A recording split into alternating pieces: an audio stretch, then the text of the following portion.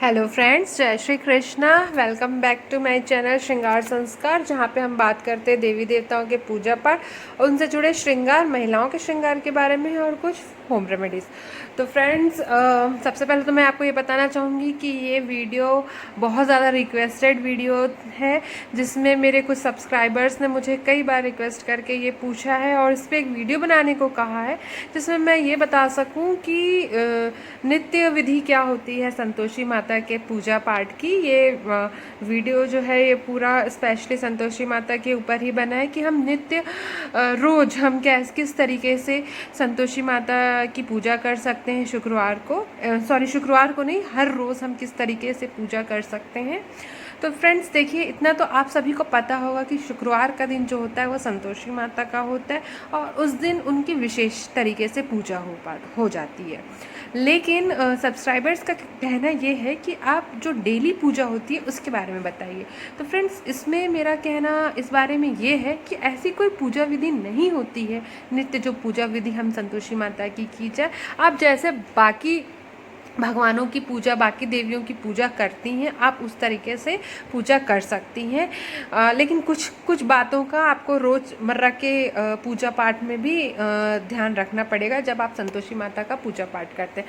पहली बात तो ये, आप जिस तरीके से सभी भगवान को स्नान कराते हैं रोज़, गंगा जल से पानी, फूल से पानी को छिड़क कर, तो आप उस तरीके से आप फूल से आप पानी फेंकिए और संतोषी माता को उस तरीके से स्नान करवाइए। और इसके अलावा फ्रेंड्स, मैं ये बोलना चाहूँगी कि इसके बाद आप पुष्प उनको अर्पित कर सकते हैं। पुष्प आप उनको अर्पित कर सकते हैं। पुष्प अर्पित, माफ़ करिएगा, इस फ़ोटो में कहीं कहीं दुर्गा माता के भी दर्शन मैंने आप लोगों को मतलब आ रहे हैं, फ़ोटोज़ मैंने ऐड कर दी हैं ताकि आप दुर्गा माता के विंटर लुक का भी लुत्फ़ उठा सकें। तो ये पीले वस्त्र में आप देख रहे हैं, ये मेरी संतोषी माता जी हैं। तो इनको आप क्या करेंगे, इनको आप स्नान वगैरह करवा दिए हैं। इनको स्नान करवाने के बाद आप पुष्प अर्पित करें। उसके अलावा आप इनको सादे चने का, ज़रूरी नहीं है गुड़ के साथ आप चना डालें, आप सादा चना भी इनको भोग लगा सकती हैं या गुड़ चना मिला के दोनों का भी आप भोग लगा सकती हैं। तुलसी का पत्ता डालें और माता को अर्पित कर दें।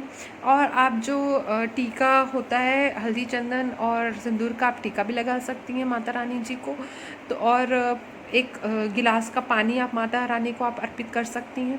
तो इस तरीके से आप नित्य माता रानी की, संतोषी माता रानी की पूजा पाठ कर सकती हैं। लेकिन जो महत्वपूर्ण इसमें जो ध्यान देने वाली बात ये है कि रात में जब आप संतोषी माता का भोग आप मंदिर से निकालें तो कृपया करके उसको नहीं खाएं और ना ही घर में किसी को खाने के लिए दें, क्योंकि एक दिन तो खट्टा खाने से बचा जा सकता है, रोज़ खट्टा खाने से नहीं बचा जा सकता।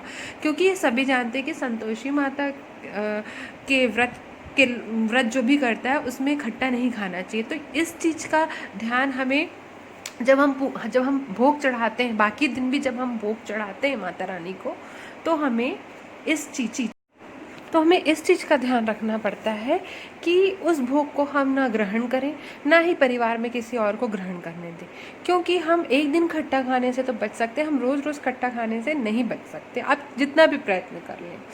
तो इस वजह से आप जब माता रानी का, जब रात में जब आप मंदिर बंद करते हैं, तो जब आप भोग निकालते होंगे माता रानी के सामने से, तो उस भोग को आप क्या करें, दूसरे दिन आप गौ माता को खिला दें।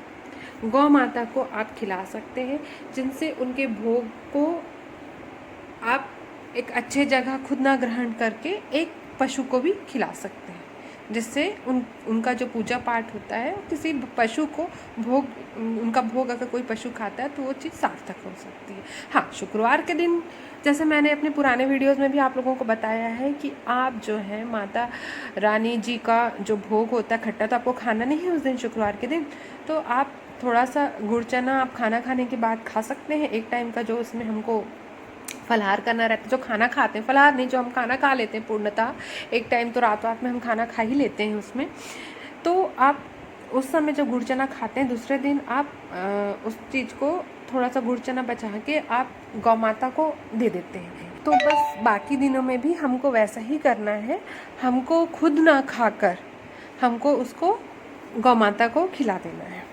तो इससे क्या होता है कि हमारा जो पूजा होता है वो खंडित भी नहीं होती है।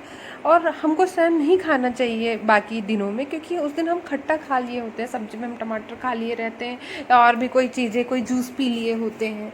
इसी प्रकार आप सिर्फ गुड़ चना का ही भोग नहीं, आप दूसरी फलों का भी भोग लगा सकते हैं जिसमें खटाई ना हो, और उस फल को भी आपको स्वयं नहीं खाना है। बाद में फल उतारने के बाद आपको उसको गौ माता को दे देना चाहिए। और रही बात शुक्रवार की, तो शुक्रवार के दिन तो आपको वो भोग ग्रहण करना ही है। आपको गुड़ चना स्वयं खाने के बाद ही उस चीज़ को फिर शेष जो बचता है आपको उसको गौ माता को खिलानी है।